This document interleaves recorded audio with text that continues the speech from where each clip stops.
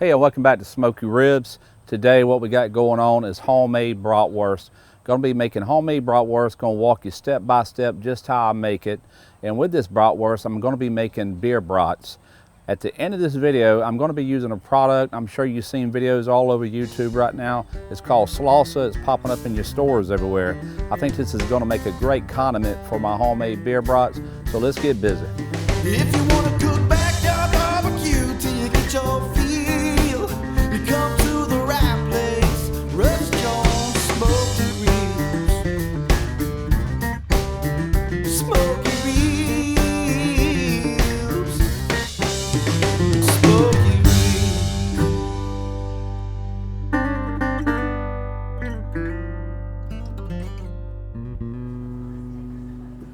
All right, to start this bratwurst, we've got to have meat. So what I've got here is a Boston butt. I was looking for the smallest one I can find because all I need is 3 pounds of this meat for this recipe. This one is, let's see, almost 6 pounds. So we're going to be cutting this in half.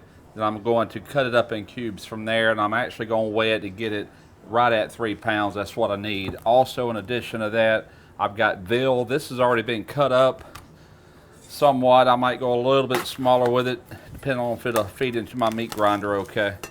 And actually, that would, but I'm still going to cut that like in half. I've got 2 of these. I need 2 pounds. This is just a little over 2 pounds, both of these combined. All right, that's 3 pounds, 1 ounce. We're going to live with that right there. What I'm going to do now is just take this veal and throw it in this bowl until I reach 5 pounds. Well, it's looking like it's going to take all of it. That is 5 pounds, 1 1/8 ounce, close enough. All right, I'm going to go ahead and season this meat, starting with 2 tablespoons of salt. Now you want to add in 2 teaspoons of allspice. Got 2 teaspoons of nutmeg going in. Now add in 1/2 teaspoon of ground ginger. 2 teaspoons of white pepper. All right, you want to toss and turn this very, very thoroughly. Get it well incorporated. From here, I'm going to cover it. I'm going to place it back in the fridge. We're going to let it go overnight. I'll see you tomorrow afternoon. Okay, it's tomorrow. Actually, it's tomorrow afternoon. It's about 1:30. And here is the meat that I've had in the refrigerator overnight. It is ice cold, and that's what you want. Also on this tray, and this grinder head here, I've had those in the freezer, getting those cold as well. That's what you want to do.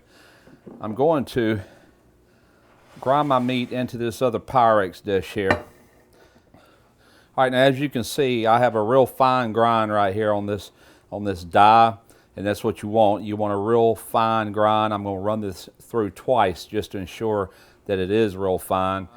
So let's go ahead and get started with this.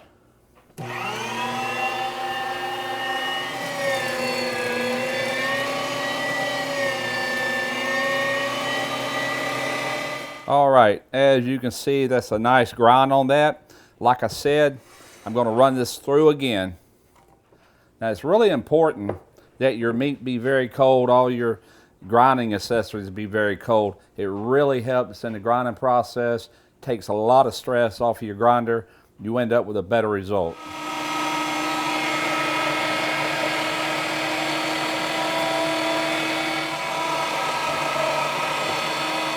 All right, I've ran it through a second time, and as you can see, the color is consistent. You don't have the darker red meat of the pork and the lighter color of the veal. This has gave it a really thorough mix along with the seasonings that I put in here last night. I'm going to cover this once again. I'm going to place it in the refrigerator for about 45 minutes to an hour. I want to chill this off really good once again, which will make the stuffing much easier. This running through the grinder has worked this meat, so it's came up in temperature somewhat. So we want a good cold chill on this. You could actually put it in the freezer for maybe 20 minutes. Just don't freeze it. You want it firm, not frozen. All right, the last thing we're doing to this is we're going in with 3 eggs and 1 cup of cold milk. All right, this is where you got to get dirty. Just take your hands and mix all this in really, really well. All right, now as you can see, it's completely incorporating all this milk and egg. We're almost there. You just want to make sure you really get this through and through on all this meat here. All right, so all I'm doing now is simply stuffing all this into this cylinder. This cylinder is a 5-pound cylinder, so I should be just about right on how much I made here. Looks like it's gonna work out just right. Try to pack that in as you go with your hand and try to push out as much air as you can to where we don't end up with air pockets on our bratwurst. This is so wet with the milk and all, it should be settling in there pretty good.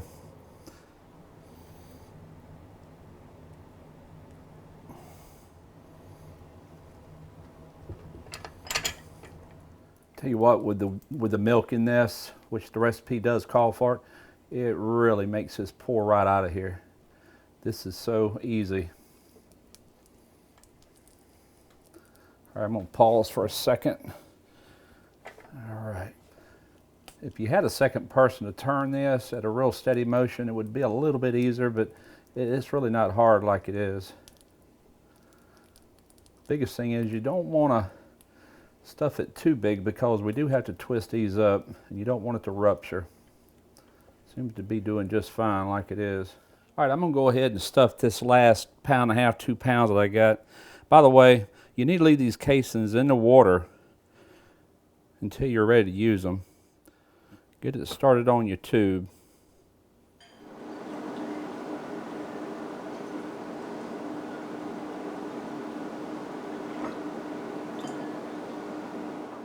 We're going to do our first twist right here. Twist this one towards you, just like that. Go another fist. Squish in right here. All right, now this one I'm going to turn in the opposite direction.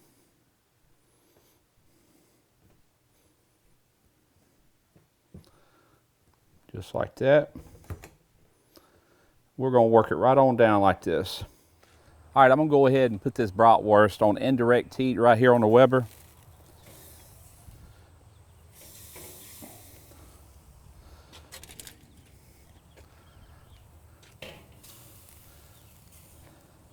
All right, German beer is not something that I can find a lot of in my area living here in South Mississippi, but what I've got here is a Beck's Sapphire. I bought a 6-pack last night. It's a really smooth beer. They say don't cook with anything that you wouldn't drink. I would drink this. Really good beer. So I'm going to spray some right on top of these. This supposedly will stop these from bursting as they cook. We're going to mist this on every so often as we flip them and such as that. So we'll be back.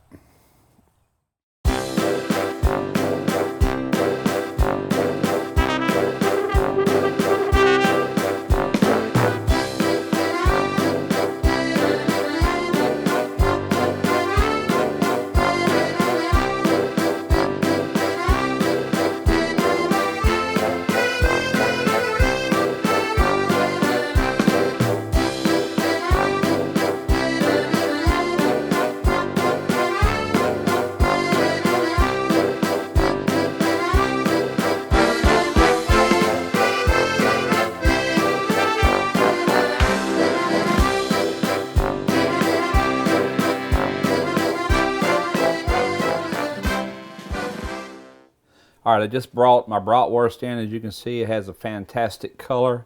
It's got a nice good snap on that natural casing. What I've got in here is 1 cup of butter melting. We're gonna let this melt and go from there. All right, the butter is almost melted. I'm gonna go ahead and put in 1 whole white onion.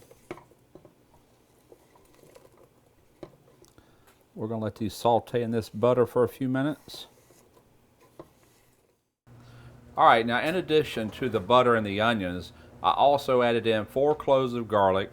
I've got 1/4 teaspoon of powdered or ground bay leaf. You can actually use the whole bay leaf in replacement of that. I've got in 1 teaspoon of red pepper flakes. That's optional.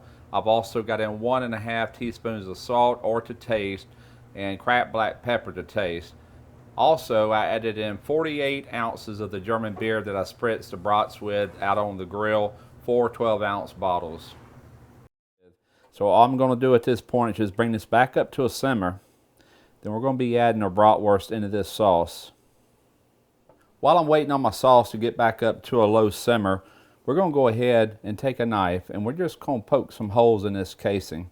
We want this sauce to be able to penetrate into it with no problem.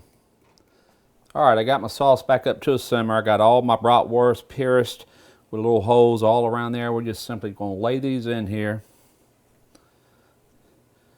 And we're going to let these go covered at a low simmer for around an hour. You can go longer if you like. You really can't hurt them at this point. I was up in Illinois after Katrina, and some of the people up there did these in a crock pot. Man, they just let them go for hours after they were grilled like I did here.